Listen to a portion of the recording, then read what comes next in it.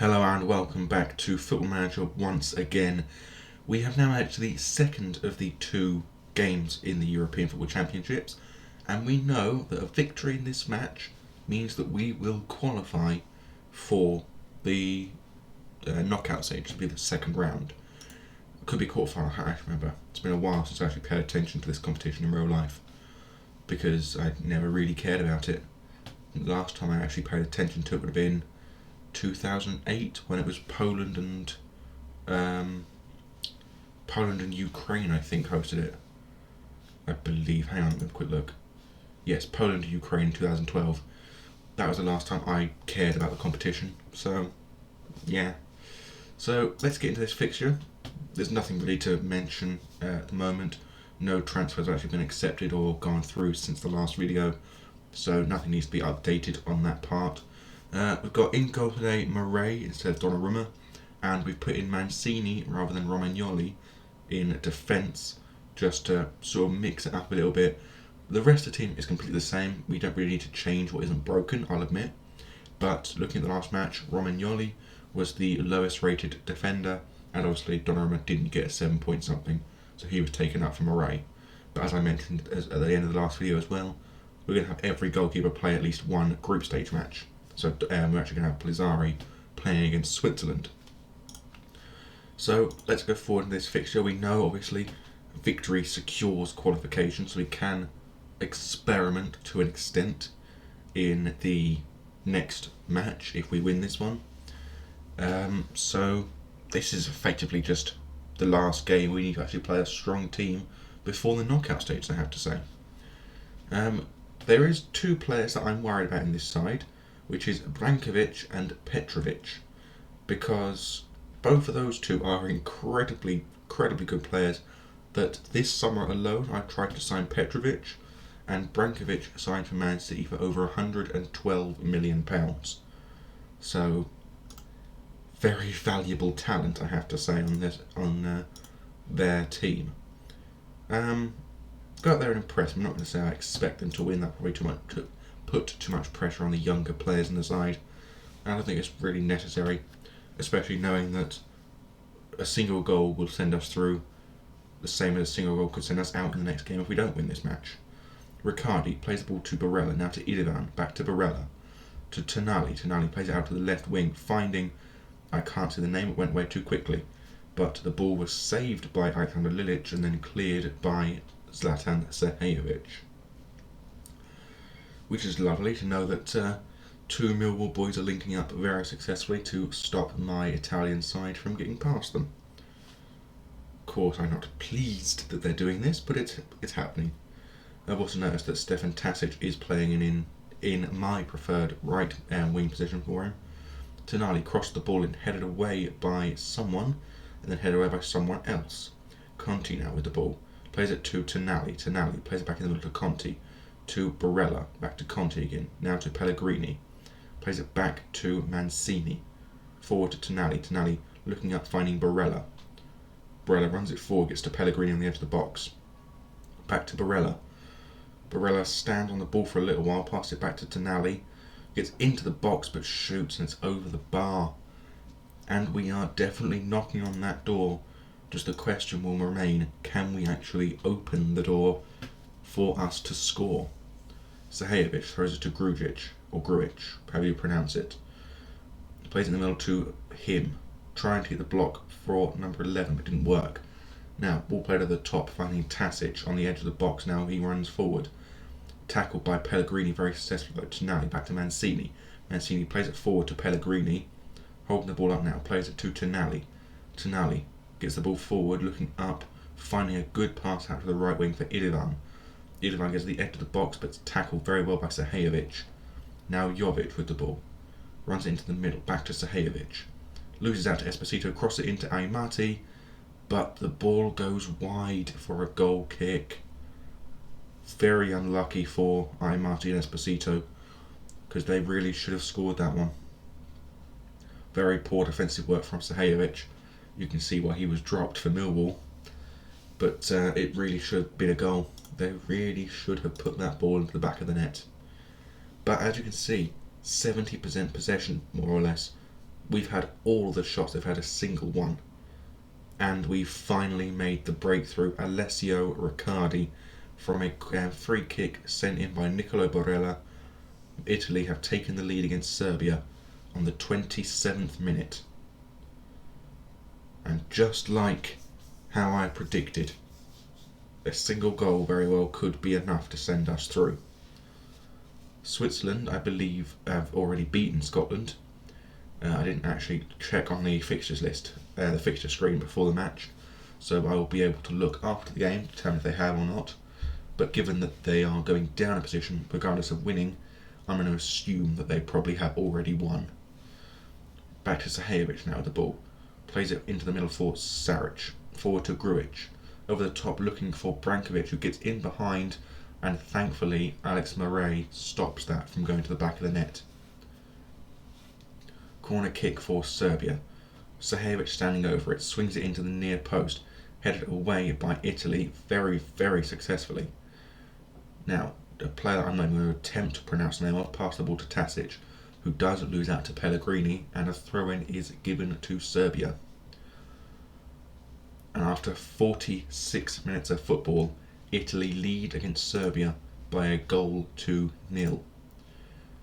And I'm going to passionately say things are going well, but we're capable of better. Turning to the assistant, I've noticed though, if you look at the statistics, when it comes back up to possession, we've lost almost 20% of the possession from this match somewhere. When it comes back up, it's not going to fouls, it's not going to come up, is it? There it is, 53% to 47%. Nearly 20% of the possession has now actually been lost by my Italian side. That's not good. Anyway, Tonali with a corner kick swings it into the near post. Barella with the ball, plays it back out to Tonali. Looking for a cross, doesn't actually get anything into the box, it's blocked, but Barella picks it up to the edge of the 6-yard box, gets a shot, but it's very poor. He really should have been squaring that rather than having an attempt on the goal. We're playing according to the game at the Metropolitano de Madrid. I think that's possibly the Atletico Madrid stadium, but I could very well be wrong with that statement. But it would make sense, seeing as the only other Madrid team I can think of other than Real Madrid were already played at their ground, the San Bernabeu. I'm assuming this probably is the Atletico Madrid stadium. Pellegrini now with the ball from a header away from Riccardi. Gets to the edge of their half. Forward now to the edge of their box. Crosses it into the far post. Met by Tonali, but Lilic clasps the ball into his hands and nothing comes of it.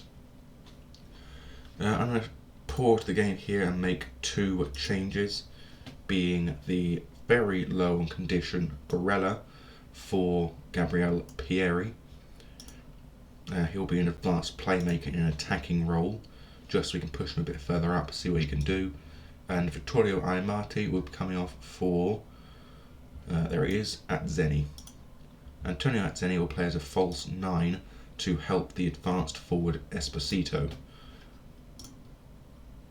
And the final change will probably be Pellegrini, just because he's on a fairly low condition at the moment, and it would be more prudent to bring him off than bringing off a player that's not on such a low condition.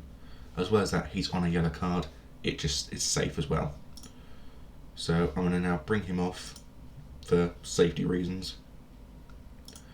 And our only other left back is Antonio Gallo, sorry. So he'll come on for him. We'll demand more for the last 10 minutes of the game. They're all focused, they're all happy. But a throw in for Serbia now to Sergej.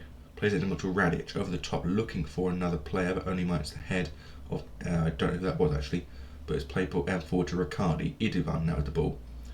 Looking to get to the edge of the box, but it's tackled by Grujic. Forward to Brankovic. Back now to Grujic again, over the top. Finding the run of Jovic, who thankfully shoots that ball wide of the goal. And I think Italy are going to hold on now for the last 4 minutes. Oh, goal kick from Murray. Forward finding Tonali. Forward over the top, now finding Idivan on the right back. Plays it to Riccardi. Riccardi forward, looking up finding Pieri, who shoots, but Pelleri did not shoot on target.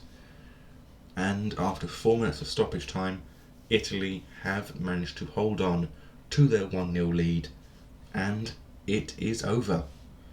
Italy have qualified for the second round of the European Football Championships.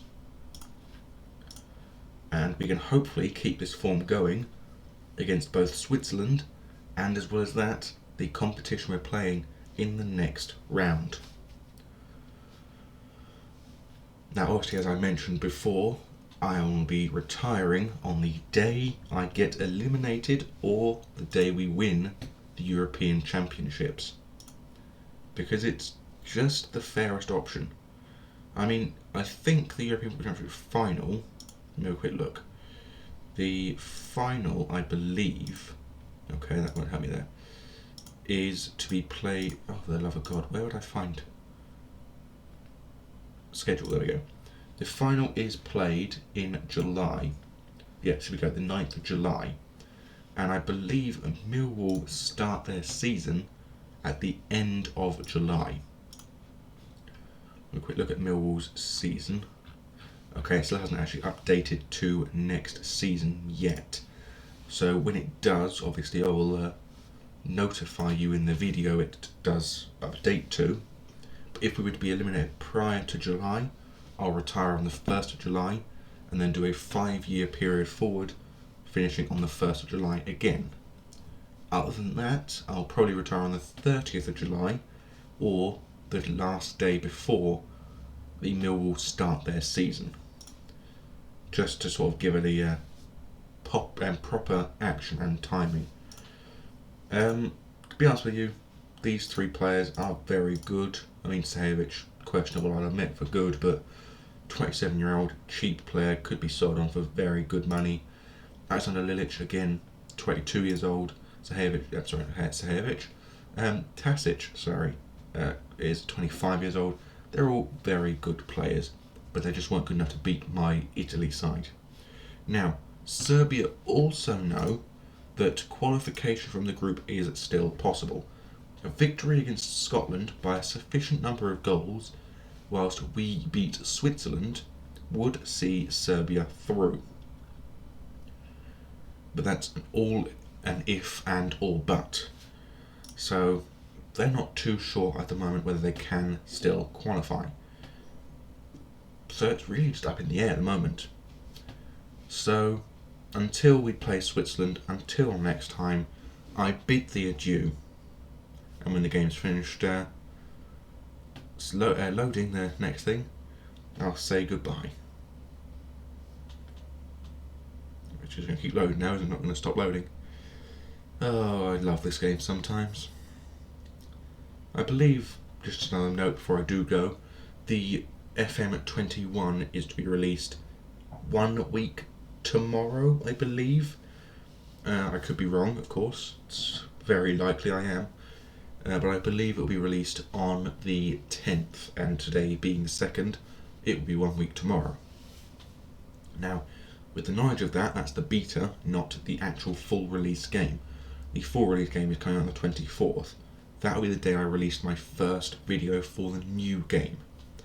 I'll be playing the beta a little while to get my feel for the new game, see what new systems there are, new features, new